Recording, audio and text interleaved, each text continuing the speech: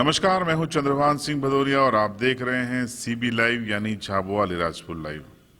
आप सभी को कारगिल विजय दिवस की बहुत बहुत बधाई, शुभकामनाएं। देश के उन सैनिकों को नमन और स्मरण करने का दिन है जिन्होंने भारत को कारगिल जैसी मुश्किल लड़ाई में विजय दिलाई थी। ये विजय आज से 22 साल पहले हमें 26 जुलाई 1999 को हासिल हुई थी। उस समय जन्मी एक पीढ़ी आज वयस्क हो चुकी है, 21 साल की हो चुकी है। तो उस पीढ़ी को ये बताना बेहद जरूरी है कि आखिर कारगिल क्यों हुआ था, कारगिल युद्ध क्या था, इससे पाकिस्तान को क्या हासिल हुआ और इसका भारतीय इतिहास में क्या महत्व है। तो मैं आपको विस्तार से बताऊंगा, अंत तक रहिएगा। काफ़ी सूचना इसमें आपके लिए महत्वपूर्ण होगी, सरल भाषा में, क्योंकि अक्सर ये जानकारियां सरल भाषा में उपलब्ध नहीं होती। तो शुरुआत मैं करता हूं। 3 मई 1999 का वो दिन था जब एक चरवाहा कारगिल बटालिक और द्रास की पहाड़ियों के बीच से गुजरते हुए अपने पशुओं को लेकर जाता है और उसे वहां पर पहाड़ी पर कुछ संदिग्ध गतिविधियां नजर आती हैं। इसको भांपने के बाद वो भारतीय चरवाहा नीचे आता है और कुछ ही दूरी पर वो भारत के बेस कैंप में पहुंचता है। वो सूचना देता है कि सेना जब नीचे है तो पहाड़ी पर कौन है। उसे पठानी सूट पहने कुछ लोग नजर आए हैं जो संदिग्ध नजर आ रहे हैं। ये सूचना काफी महत्वपूर्ण थी। इस सूचना के ठीक 2 दिन बाद 5 मई 1999 को भारत की एक पेट्रोलिंग पार्टी, जिसमें करीबन 7 से 8 जवान थे, वो इस कारगिल की पहाड़ियों की ओर चढ़ती है। लेकिन वहां पर घात लगाए बैठे जो घुसपैठिए हैं वो उस पर हमला कर देते हैं। 5 जवान शहीद हो जाते हैं, कुछ जवान बंधक बना लिए जाते हैं। इसके बाद भारत के कुछ हेलीकॉप्टर जाते हैं, सर्चिंग करते हैं और ये पाते हैं कि वहां पर कुछ घुसपैठियों की मूवमेंट है।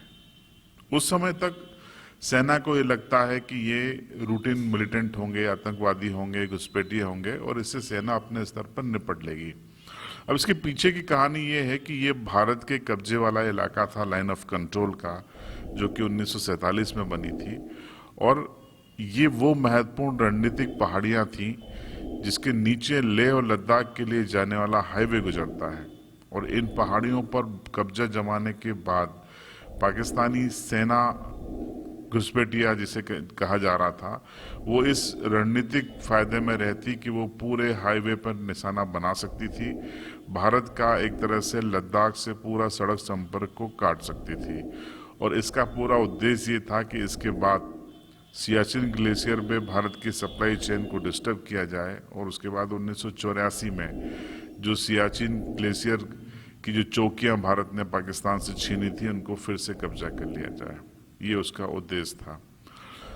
तो इसके पीछे ये पूरी कहानी गढ़ी गई और उन पहाड़ियों पर कब्जा किया गया। कब्जा करने के पहले बकायदा पाकिस्तानी सेना ने एक योजना बनाई, क्योंकि भारत के जो सेना है वो ठंड में नीचे उतर आती थी और उसके बाद फिर से पहाड़ियों पर अपने पॉइंट पे पहुंच जाती थी।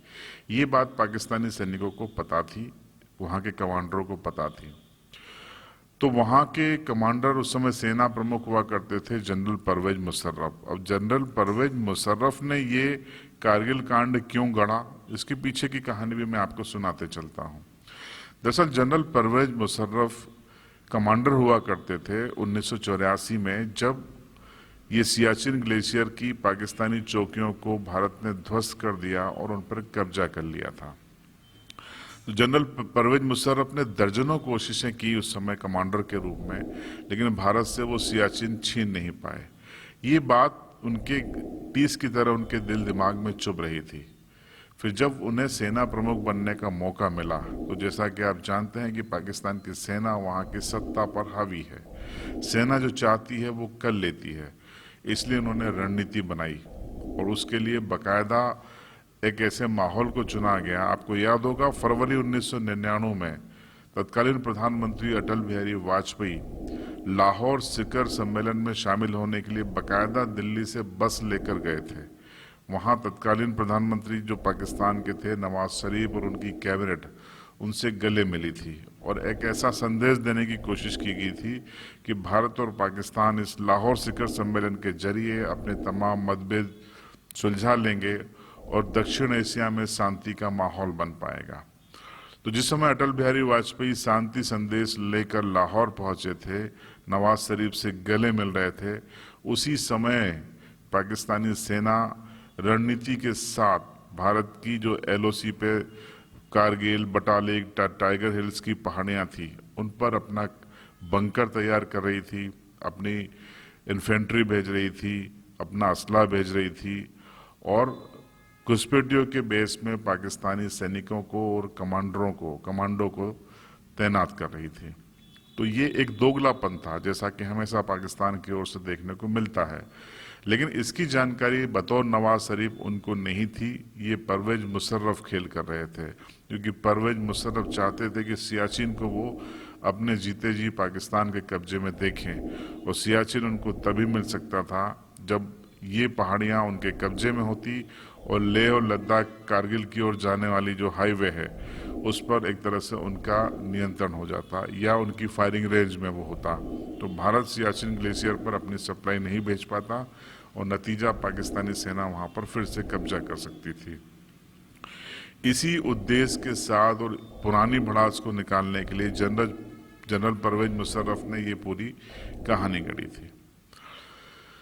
तो शुरुआत में जैसा मैंने बताया कि सेना को लगा, सेना के आला अधिकारियों को, कि ये छोटी मोटी घुसपैठ है और वो अपने स्तर पर निपटा लेंगे। लेकिन जब मामला बढ़ा और धीरे धीरे वहां से भारत के बेस कैंप पे हमला शुरू किया गया, सप्लाई चेन डिस्टर्ब होनी शुरू हुई, तब सेना को लगा कि मामला बिगड़ रहा है और हाथ से जा रहा है।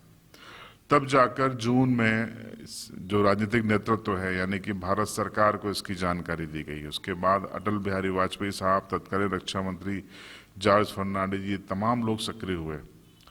और जिस समय ये सब कुछ हो रहा था, उस समय भारत के जो सेना अध्यक्ष थे जनरल वेद प्रकाश मलिक, वो उस समय नीदरलैंड की यात्रा पे थे। वहां पर भारतीय उच्चायोग ने उनको सूचना दी कि पाकिस्तान की ओर से इस तरीके की हरकत की गई है। अपनी यात्रा छोड़कर वो भारत आए और उसके बाद सेना ने कई तरीके से रणनीति बनाकर, रणनीति में परिवर्तन करके लगभग 60 दिन चले इस जंग के बाद सभी पहाड़ियों को पाकिस्तानियों से मुक्त करा लिया और फिर से भारत का तिरंगा इन पहाड़ियों पर लहराने लगा। लेकिन इस सब के पीछे भारत को भी एक बड़ी कीमत चुकाने पड़ी और बड़ी तादाद में भारत के जवान भी मारे गए। हालांकि पाकिस्तान को नुकसान ज़्यादा हुआ, करीबन 3000 से ज़्यादा उनके सैनिक इस पूरे ऑपरेशन के दौरान मारे गए थे। भारतीय सेना ने इसका नाम ऑपरेशन विजय रखा था, जो 26 जुलाई 1999 को पूरा हुआ और भारत ने इन सभी पहाड़ियों को फिर से सुरक्षित अपने कब्जे में ले लिया और आज भी वो भारत के कब्जे में है। पाकिस्तानी मंसूबों को विफल कर दिया गया। ये तो थी कारगिल की कहानी कि कारगिल क्यों हुआ और कैसे हुआ, कैसे पता चला।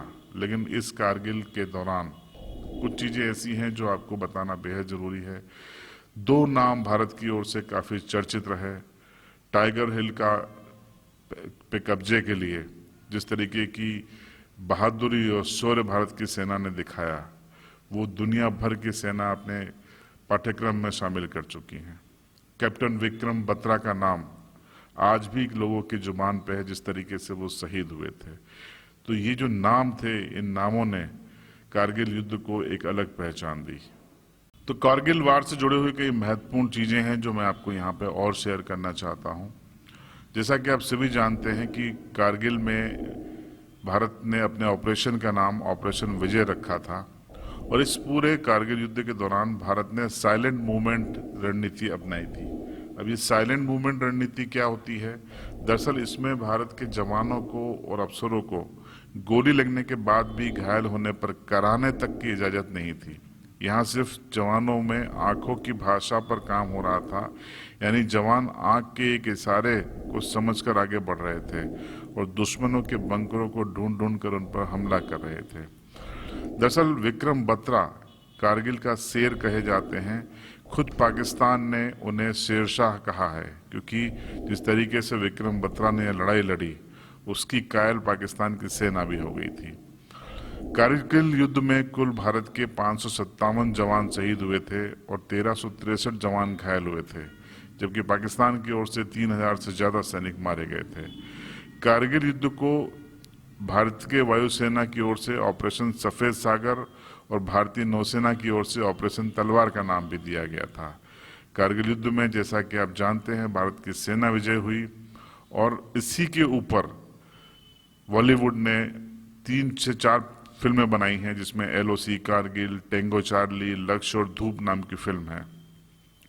करीब 60 दिन चला कारगिल का युद्ध 18,000 फीट की ऊंचाइयों पर लड़ा गया था और इसमें भारतीय सेना MiG-27, MiG-29 और मिराज 2000 विमानों का इस्तेमाल कर रही थी। वहीं R-77 मिसाइल और बोफोर्स तोप भी इस कारगिल युद्ध की हीरो थी। नेशनल वॉर मेमोरियल भी इसके बाद बनाया गया और 2019 में पहली बार यहां से कारगिल के योद्धाओं को श्रद्धांजलि दी गई। पाकिस्तानी सेना ने इस कारगिल लड़ाई को ऑपरेशन बद्र का नाम दिया था। जिस समय ये लड़ाई हुई उस समय आप जानते हैं परवेज मुशर्रफ पाकिस्तान के सेना प्रमुख थे, तो भारत की ओर से वेद प्रकाश मलिक थे। कारगिल युद्ध में सबसे बड़ी दिलचस्प बात यह है कि पाकिस्तान ने भारत के एक पायलट ग्रुप कैप्टन नचिकेता को भी बंदी बनाया था, लेकिन 8 दिन में छोड़ने को पाकिस्तान मजबूर हुआ था। कारगिल युद्ध में परमवीर चक्र योगेंद्र यादव को मिला था, क्योंकि वे टाइगर हिल को जीतने के लिए भारतीय सेना के हीरो थे। 17 गोली लगने के बाद भी उन्होंने टाइगर हिल पर कब्जा नहीं छोड़ा। इसी को लेकर उन्हें परमवीर चक्र भी दिया गया था। तो दोस्तों, ये थी कारगिल युद्ध और कारगिल विजय की कहानी। भारतीय सेना का शौर्य आपको कैसा लगा, ये जानकारी आपको कैसे लगी, कमेंट बॉक्स में आप जरूर बताएं और कमेंट बॉक्स में आप सेना के इन शूरवीरों के लिए जय हिंद जरूर लिखें। फिर ऐसी जानकारियों के लिए आप हमारे चैनल को सब्सक्राइब जरूर करें और बेल आइकन दबा दें, ताकि इसी तरीके की कहानियां हम आपको लगातार बताते रहें।